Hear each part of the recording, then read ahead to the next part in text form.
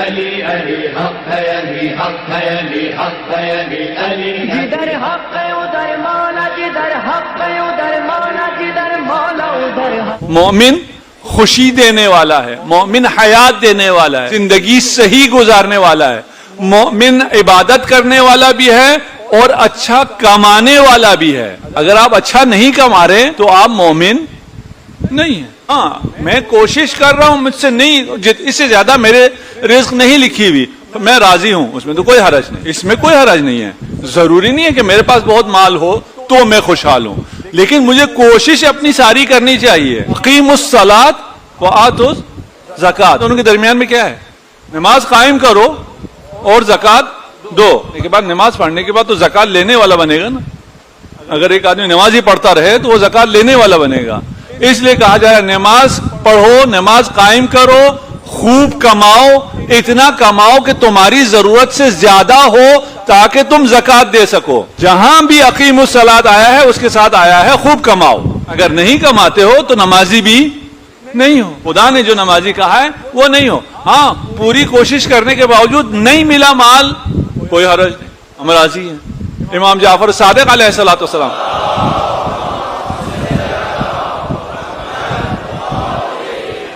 کسی سے پوچھا مروت کسے کہتے ہیں؟ اس نے کہا اگر ملے تو شکر کرے، نہ ملے تو صبر کرے، مروت ہے۔ امام نے فرمایا یہ تو کتے بھی کرتے ہیں، کتوں کو بھی اگر ملے تو دو ملاتے ہیں، نہ ملے تو صبر کرتے ہیں، یہ تو کوئی مروت نہ ہوئی۔ کہا پھر آپ فرمائے اپنا رسول اللہ مروت کیا ہے؟ کہا اگر ملے تو ایثار کرتے ہیں اور اگر نہ ملے تو شکر کرتے ہیں۔ کماؤ، کما کر ایثار کرو، نہیں کہ نہ کماؤ۔ ہم اگر علی کے ماننے والے، علی جانتے ہیں ملینئر تھے، بلینئر تھے، تو صرف یہ سنا ہوا ہے علی خشک روٹی کھاتے تھے، علی کے پاس پہننے کپڑے نہیں تھے، علی کا گھر جو ہے چھوٹا سا گھر تھا، مختصر سا گھر تھا، ابھی بھی موجود ہے کوفہ میں، تو یہ سنا ہوا ہے۔ اس کا مطلب یہ تھا کہ علی کے پاس مال نہیں تھا، سادہ زندگی تھی، وہ الگ مسئلہ ہے۔ ماہانہ زندگی کا اختیار نہیں کیا تھا، وہ ایک الگ مسئلہ ہے، لیکن فقیر نہیں تھے، غریب نہیں تھے۔ وہ تھا جس نے آج تک اور قیامت تک کی بشریت کے شکم کو، نان دل کو، عرفان مغز کو ایمان دیا ہے۔ ابھی بھی لگا طلحہ و زبیر نے کہا علی چاہتا ہے کہ اسے خلافت ملے، اس کے پاس کوئی پیسہ تو ہے ہی کوئی نہیں، مال ہی نہیں ہے۔ تو سیاست اس زمانے میں بھی آج کل کی سیاست تھی بھی، اگر کسی کو MNA بننا ہے، سینیٹر بننا ہے تو مال چاہیے، اگر مال نہیں ہے تو نہیں بن سکتا۔ طلحہ و زبیر نے کہا علی کی کون بیعت کرے گا، اس کے پاس تو مال ہی نہیں ہے۔ جب امیر المومنین نے سنا تو امیر المومنین نے ان عمال وہ جو تجار علی کے مال سے تجارت کر رہے تھے، علی کا مال تھا اس سے، جو صرف کوفہ میں یا مدینہ کا واقع ہے، مدینہ میں جو تجارت کر رہے تھے، ان سے کہا کہ تھوڑی دیر کے لیے میرا مال لے کر یہاں آ جاؤ۔ اور جب وہ مال لایا گیا تو پورا پہاڑ بن گیا، سونے چاندی کا پہاڑ، علی کے اموال جو 1 گھنٹے کے نوٹس پہ جمع ہوئے۔ یہ ان باغات کے علاوہ ہے، ان کھجوروں کے علاوہ ہے، ان کنووں کے علاوہ ہے، ان آبار کے علاوہ ہے جو ابھی تک موجود ہیں، ان کھجور کے درختوں کے علاوہ ہے جو آج تک آپ پوری دنیا کھا رہی ہے نا اجوا، وہ ساری کے سارے درخت امیر المومنین کے ہیں۔ وہ سارے نخلستان مدینہ میں علی کے لگائے ہوئے ہیں، علی کی ملکیت ہیں۔ علی امیر تھا اور بہت امیر تھا، غریب نہیں تھا۔ ہاں اتنا پیسہ کمانے کے بعد اس نے کیسی زندگی گزاری وہ ہمارے بس میں نہیں ہے، ہمارے بس میں نہیں ہے ہم علی وار زندگی کر سکیں، علی کی طرح زندگی کر سکیں۔ اتنا سب کچھ ہونے کے باوجود سب سے کم ترین سطح پر زندگی کرنا ہمارے لیے ممکن نہیں ہے، ہم سے کہا بھی نہیں ہے۔ ہم سے جانتے کیا کہا ہے؟ ہم سے کہا ہے اچھی گاڑی لو، بڑا گھر لو۔ تقویٰ ہم نے شاید اس کا الٹا سنا ہوا ہے، احادیث میں ہے۔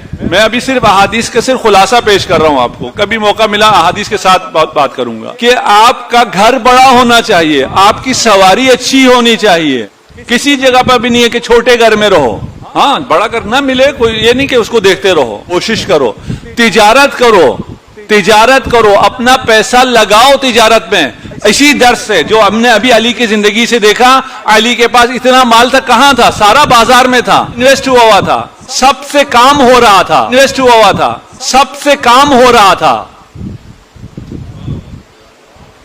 اگر آپ سمجھ سکیں اسلامی نظام اقتصاد کو، اگر سمجھ سکیں، ایک مولانا نے قم میں بھی کہا تھا، شیعہ عالم تھے، انہوں نے کہا جی اسلام کا جو نظام اقتصاد ہے، بلکہ انہوں نے یوں کہا تھا اسلام کا کوئی نظام اقتصاد ہے ہی نہیں، ہم نے کوئی ایک نظام جو دنیا میں چل رہا ہے وہ اڈاپٹ کرنا ہے۔ وہ بھی اچھے خاصے عالم تھے، اس کے بعد ان کو چیلنج کیا باقی علماء نے، اور ان کا باقاعدہ مناظرہ ہوا ٹی وی پہ۔